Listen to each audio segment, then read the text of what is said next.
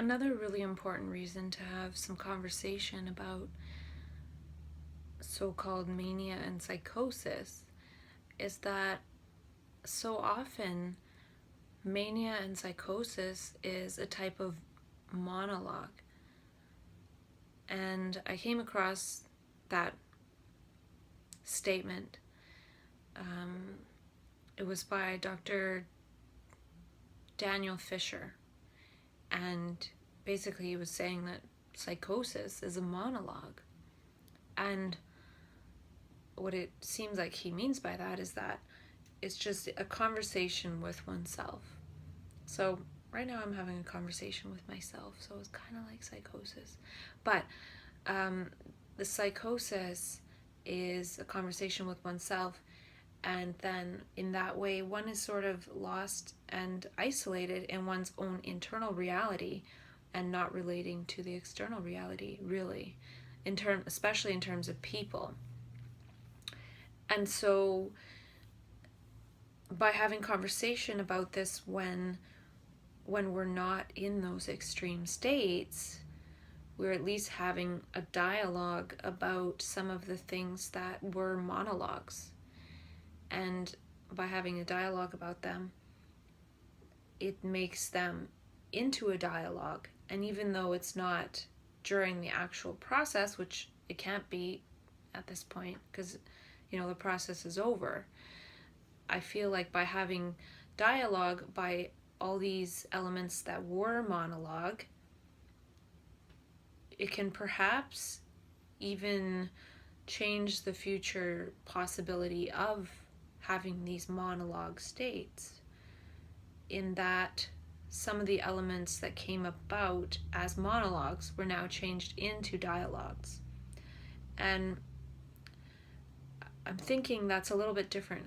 And I'm thinking this now just as I'm talking about it, because there is an open dialogue approach to psychosis that was developed in Finland.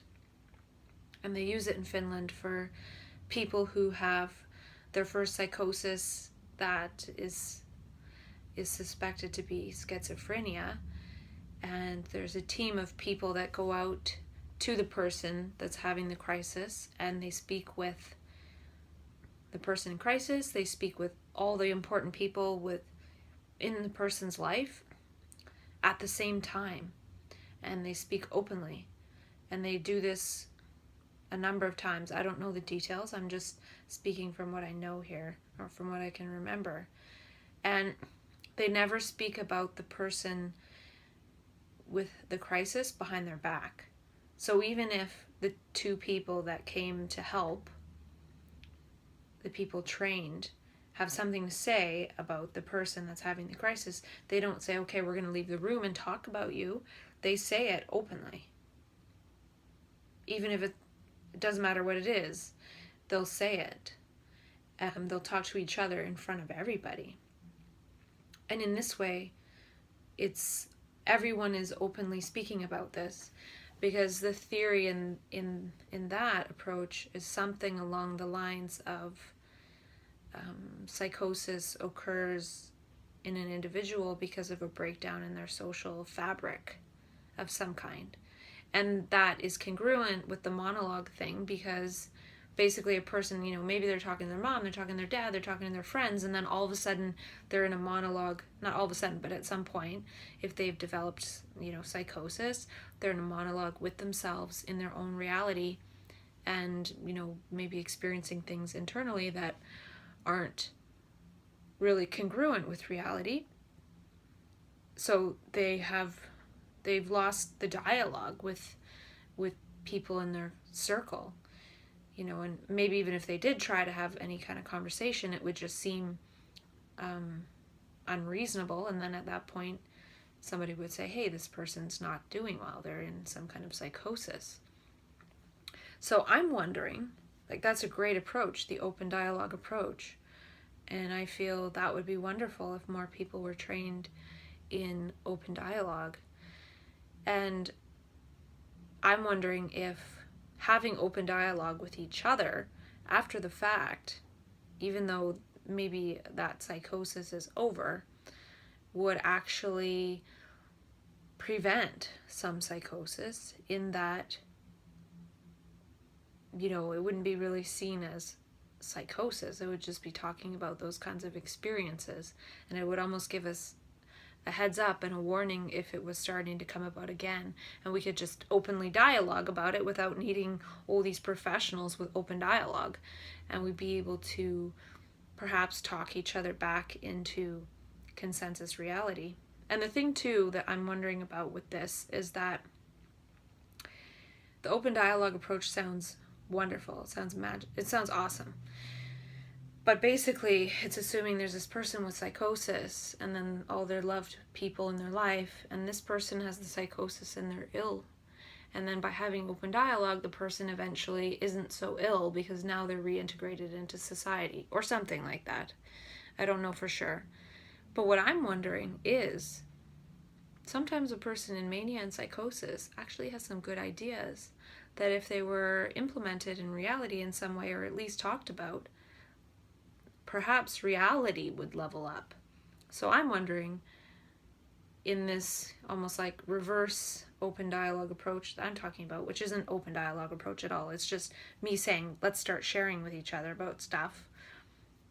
But if we're sharing from the vantage point of, this is what happened, now I'm, doing pretty well, and let's talk about our experiences and create sort of a meshwork of experience that is like a foundation. We can talk reality up a level, and we can also help talk each other back to some kind of reality if somebody does go into a state of being in a monologue. But if we each have our little monologues and we start sharing and it becomes one big dialogue, all of a sudden some of those things we're talking about can start to become a reality. Maybe not like the very particular personal experiences, but if we're having all this conversation and all of a sudden there's a lot of theme of, there's 1,000 people in the conversation and 100 people want to help homelessness and they had these great ideas, and 100 people want to help the forest and they had these great ideas, and look, 100 people want to help children that are in poverty and they had these great ideas. Well, now all of a sudden some of this monologue actually turns into dialogue that is actually quite healthy and enriching. So maybe there was some pathological parts, and we could think, well, let's avoid going into monologue over that, but let's continue to dialogue and protect ourselves through the dialogue from these more non-fruitful states and experiences, and then the ones that are fruitful, perhaps collectively we can actually do something. And since mania and psychosis is like a hyper infused meaningful state, if all of a sudden through these talks and conversations meaningful action was implemented through it, now do we really need these hyper meaningful states anymore if we've now created something in reality that's very meaningful to us? Maybe not so much, because to me it seems like these states have hyper meaning, and meaning is all internal, and perhaps we want to actually make life meaningful on the external, and oftentimes after a diagnosis that's very hard to do, but I also feel like a lot of this energy of mania and psychosis isn't actually for personal gain. It's not a state of personal gain. It feels very personally wonderful, but I feel like that best self is actually for the betterment of the world. And so if each person in that goes through that, or some people feel like now, I have something I want to give back to the world. Well, it can be more powerful if we do that together, because I feel actually that there's like a collective vision that we're trying to manifest, but if we don't collectively talk about it, we're never really going to figure it out. And then we'll just have to keep popping into this isolated monologue, meaningful state, and then we try to get the meaning out of it. But I think different people actually have different pieces of the puzzle of this meaningful whatever that we're seeing. And it's not seeing as in, oh, it's there, it's over there, like, why doesn't anyone see it? We're seeing it inside of ourselves, and perhaps each one of us is a piece of the puzzle, and we each have something inside of ourselves to bring out in that.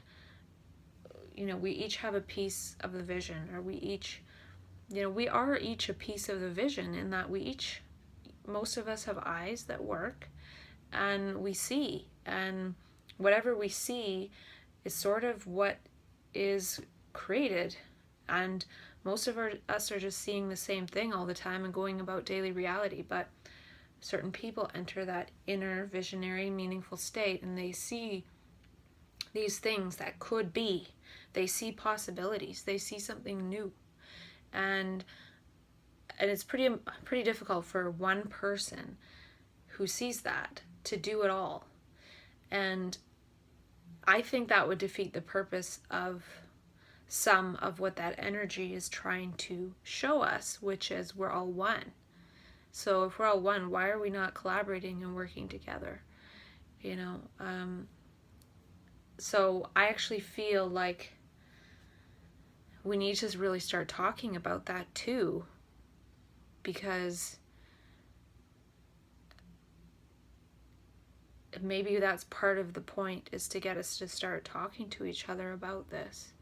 A lot of people there's a lot of conversations going on in the world, but talking about one's inner subjective experiences of extreme states of consciousness that were diagnosed as mental illnesses, and what that could mean for the betterment of the world, is a small conversation in the world.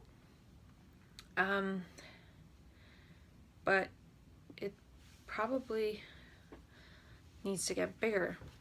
Like I do have a book called The Spiritual Gift of Madness, and it's actually a really, really, really good book. But it's quite wordy, and I can't imagine that many people that have gone through this experience and perhaps are now medicated and perhaps struggling, and the trouble is, a person will go from this meaning, and I want to save the world, and I want to change the world, and I want to help people, to medicated, stigmatized, and barely surviving.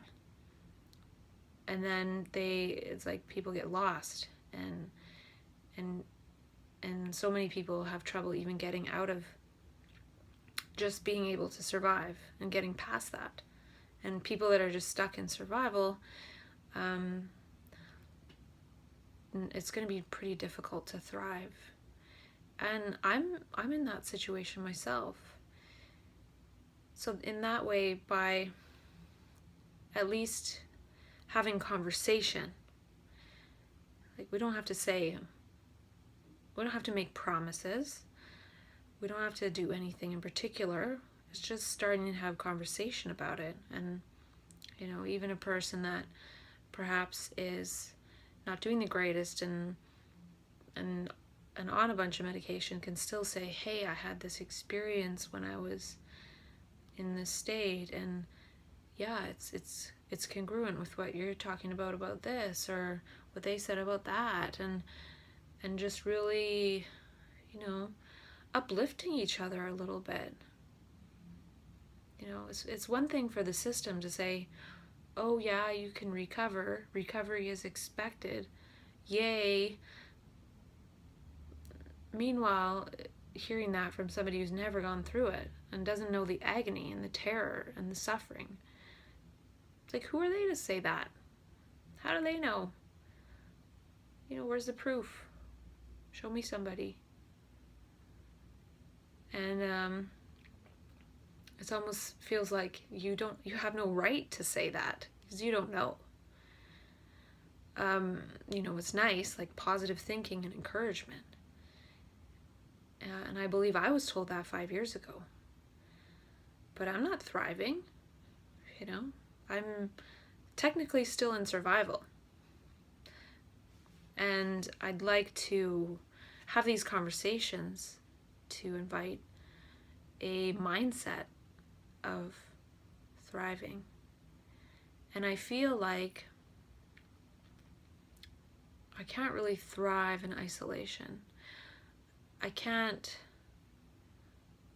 feel like I'm meant to thrive with everyone else, with the rest of you. That, you know, in old tribes, they would depend on each other for survival.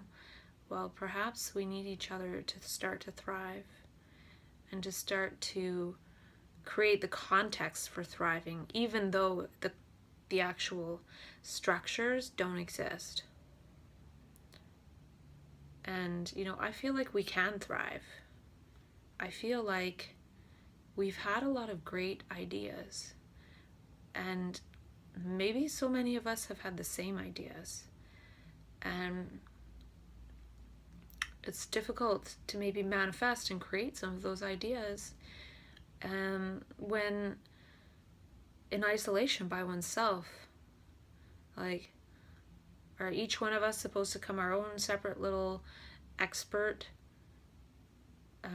in isolation, trying to do what we can do, or do we get together in conversation and see what we can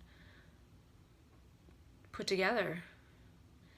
And, you know, this is for, like, making the world better. You know, that's kind of what we want. That's why we went into these states of feeling like everything was meaningful. Well, we have the meaning within us, and it's still in there, and it's never been harvested, so it's still kind of dormant. So it's kind of no wonder that, you know, there's quote-unquote relapse, because we didn't get the message. And even if we did get the message, we forgot to tell each other. We forgot to talk about it. And it takes quite a bit of conversation for something to actually take root in the fabric of reality. And, you know, we've had all these experiences that are not grounded in the fabric of reality. But it doesn't mean none of them are meant to become actualities. It just means that we don't have any kind of structure for communicating and infrastructure for actually manifesting some of these visions and dreams. And a lot of the visions and dreams, they're so big that no one person could ever do it. So even in that, when you think about it, if you had a big vision or dream, that assumes you need other people's help. Because you can't, like, if you saw this big new invention, likely you can't actually build it by yourself. Or if you saw this big, beautiful new healing retreat, or maybe something bigger, you can't do that by yourself. So we need to start talking to each other about this. And just as friends, you know, like, talk to each other as friends if we've experienced this. And then if you start to get some ideas and stuff together, you know, create some kind of business or whatever for profit or whatever you want. But the initial part of talking to each other, to the different visionaries, you know, don't say, oh, I want your money or something. Like, we need to help each other. And maybe in doing that, we'll be able to create some great things that, you know, could be up there in terms of how it benefits society. And society often rewards things that are highly beneficial to society. So, yeah, we need to help each other, and we need to help the world. You know, maybe you felt that for a day, maybe you felt that for a month, maybe you felt that for a year, maybe you don't feel it now, but it doesn't mean it's not true. It just means you don't feel it as much. But if you have the information inside on, you know, what you wanted to do or how you were going to go about it, Even if you can't write it out on paper right now, or even if you can't, put it in a logical sequence. I can't put things in logical sequence. Let's just have conversation with each other. And even if we have these conversations and we start harvesting some ideas, maybe we'd have some kind of idea bank of some kind, and all of a sudden people are coming to us like, what do you think about this? What do you think about this? What are your ideas on this? Do you have any ideas related to this? Like, we have a lot of good stuff. And that's the thing when I was talking before about different abilities, is that we have different abilities. We have ideas. We have visions. Maybe we don't have the capability and capacity to carry a lot of them out, but we have those visions and we have some ideas, and maybe we have some capacity to carry it out, or however it fits. But we have to start creating some of these resources that we are able to, like, we are a resource of ideas. We are a resource of capacity. And I think it was Robert Anton Wilson who said the biggest resource on the planet is the human brain. And we got brains with ideas that we've probably written down somewhere. We probably have lists, and we could probably create like a huge vault of ideas, or even just share ideas by video, and then share ideas that would help the world. Maybe we need our own talk, like there's TED Talks. Maybe we need head talks, for people that have had visions, not just for people who have these carefully crafted ideas that come from their 10 years of research. We have ideas that are better than people's ideas from 10 years of research that we get in 1 second. So ideas don't come from combining old bits of data and finding like a new insight after 10 years. They can come from a different source. And it was actually David Bohm who said that we need a new source of ideas. Something like that. It's in his interview with Dr. David Suzuki. He said we need a new source of ideas. And Albert Einstein said we're not going to solve today's current problems by the same level of thinking that created them. And in my mind, the ideas that come out of manic consciousness are not from the same level of thinking as the problems and the creation of those problems that we face now in the world. So in that way, I actually feel like some of those ideas are needed for the world, and they're actually there because they're needed, and it's actually supposed to be utilized because it's happening through people. Like, where else are these ideas going to come from? They're going to come through people.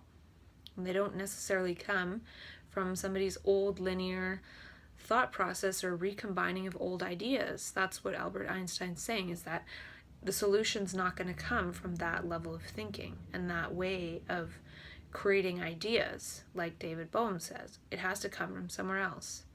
And so these geniuses are alluding to the fact of the process of mania, and it's kind of the solution in a way. And that's what the book, The Spiritual Gift of Madness, talks about, is that, some of these, mad gifts, as they say in the book, are really needed for the transformation of the world. And, I think that through the process that's happening now, we're turned into sort of impotent visionaries. We each have our little visions and ideas and notebooks in isolation. But after being diagnosed with a mental illness, nobody's going to listen. But if we actually were to combine stuff and talk to each other, like internal scientists, like people have access to the science of inner insight, and those ideas that come, not everything is a great idea, but there is a lot of really good ones, I'm sure. And I'm just wondering how we could go about sharing them and having conversation, and maybe through conversation 2 or 3 people would meet that had a very similar vision that they would want to work on in terms of something new, a new innovation. And there's so much now with crowdfunding and social media that something really good could get off the ground, but we need to start talking to each other and meeting each other in order to do that.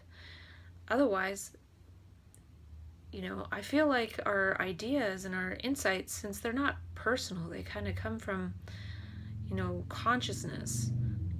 We almost need another consciousness to help us with it, because it's almost like the ones that combine properly with the right people will get created. So it's almost like a lock and a key. It's like, well, will this happen? And we need actually more people in the world that are combining in that way to create meaningful and amazing, innovative things with those insights that come from that other level. Because there's so many people out there that are doing so many projects and creations from the level of thought that's actually just creating more problems. Like, it might be solving one problem, but it creates 3 other problems because it's from that same level. And those are the people, with the money, and they're well-meaning people doing things that do provide some benefit. But perhaps if we were able to get together and find some commonalities, then we would be able to create some things that really help. And maybe we need a lot of us in order to do that, just because, like, how many of us can really work that hard all the time? Maybe some of us. Maybe we each just contribute a really small part. And, instead of one person doing so much, maybe each person has a little part of it. And then there was this other quote I was thinking of. It's, oh yeah. So this is to do with,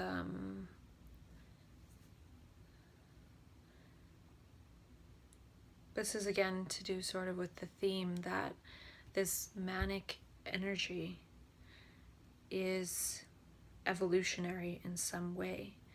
So this is a Buckminster Fuller quote, and he's an insane genius, meaning crazy genius. Not meaning crazy, but meaning, see how these words insane and crazy are actually, they have good connotations most of the time. Like, wow, that's insane.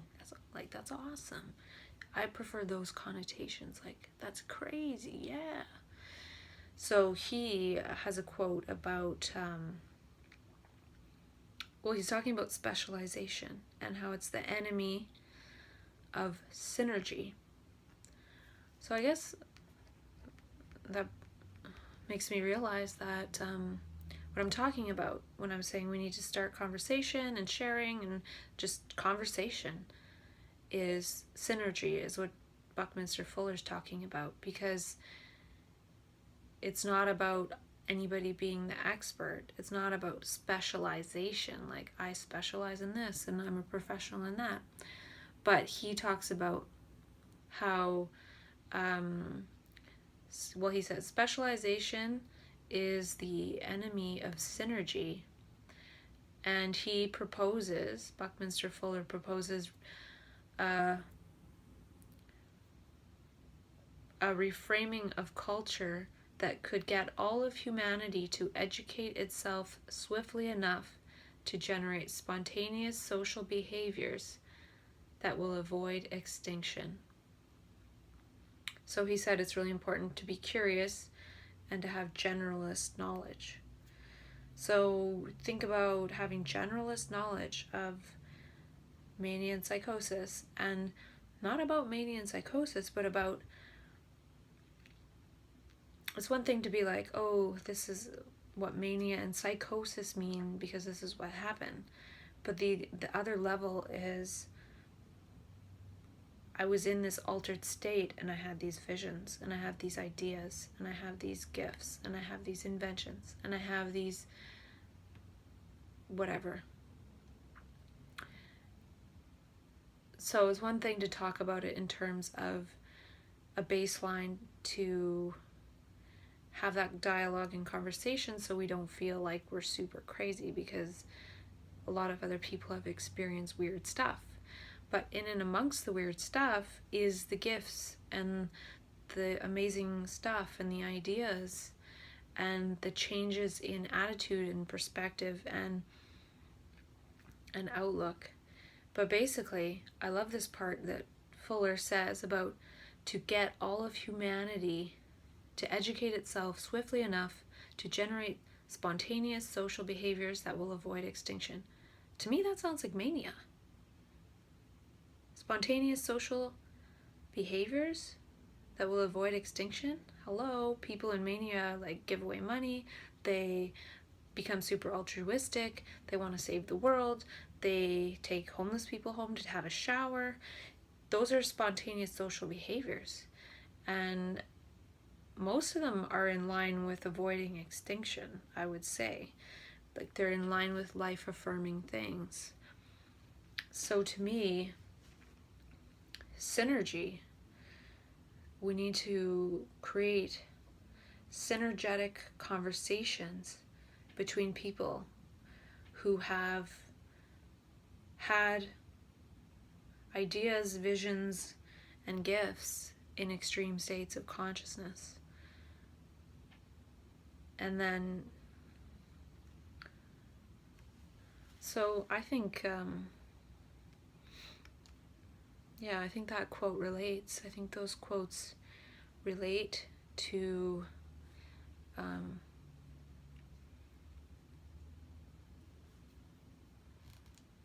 think those quotes relate to what I'm talking about. So yeah, synergetic conversations. It's not about motive. It's not about this is what we have to do. It's just starting to have those conversations. And, you know, I feel like mania has given us some of those spontaneous social behaviors. It's like a taste of it. And we were in that really wonderful place where we had that extra energy to share. And now it's about harvesting some of the meaning from those experiences in order to create actual innovations in reality that give us meaning and bring meaning to our life, because those are some of the things that we saw were actually meaningful. So we saw what was meaningful, so now it's about creating what was meaningful. And maybe in that way we'll start to create a meaningful world again. People are discontented. It's almost up to us to create this more meaningful world for people to start to take their place in this new meaningful world.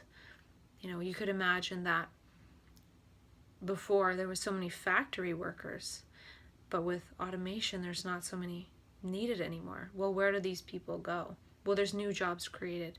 Well, perhaps with our synergetic conversations we can create innovations.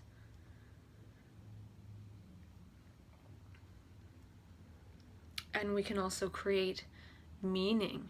We can create meaningful positions for people in this world. As, you know, we're really lacking that. And perhaps that's one of the reasons why it's often so hard for people that have gone through these crises to, you know, reintegrate into society, is that, you know, society is so meaningless and it's very difficult to just pop oneself back in there. It doesn't give any energy, and a person lacks energy through being medicated, and then to have no energy in terms of going back to something really meaningless is not inspiring. And that's not the whole story around people and why they are having a hard time functioning in society. It's complex. But you know, a person that has had visions can participate in a meaningful way just by getting involved in the conversation and sharing what they have experienced and what they know and what they want to share. And, we really have to assume that all of this meaningful stuff that we experienced in those states is common property. It's really like, I don't own this. This is for the world. This is for reality. And, there's no real ownership there. I think actually that's one of the things that kills the buzz, is we mistakenly take ownership for how amazing it is, and like, oh, I'm so amazing. It's like there's this amazing and meaningful stuff coming through. That's for the world. And, often most of us start to identify with, I'm so great. And, I am it. I did it too. And, as soon as it was like, I'm it, it's like, you're it? Okay, I'll show you something that you're it. And I was in hell, and I was hell. And so, I'm all of that, and I'm none of that. And sometimes I'm this, and sometimes I'm that. But I can't supremely identify with, I am the ultimate only. Like, obviously not. We all share that, the ultimate. We all share that ultimate. And to me, it's not about me and my personal ultimate experience. I did have that once. But that's actually not what it's about. It's about, okay, now I'm back in consensus reality. And it's about all of us getting there to that ultimate together. Because there's no point in me being there by myself. I'd be there for a certain period of time, and then it wouldn't really feel like that anymore. It wouldn't feel great forever. If it felt great forever, I wouldn't know that it was feeling great anymore, because I'd have nothing to compare it to. So through psychosis after the mania, I sure as heck had something to compare it to. I had the opposite end of the spectrum. But what I'm saying is, the meaning and the wonderfulness and the gifts that come out of that are for humanity. It's like, who am I for the world, not who am I for myself only. And, it could be the same thing. But I think the universe is really inviting us to share and collaborate. And it's almost like if we start to do that and we start to really work together, we will see what we saw we could be. But we will see it as we. And we will see it together. And that's the only way that it can get created, is if we all start seeing the same thing together. Not as, oh, it's already there, but that's what we want to create together. And, there could be scary elements to that, right?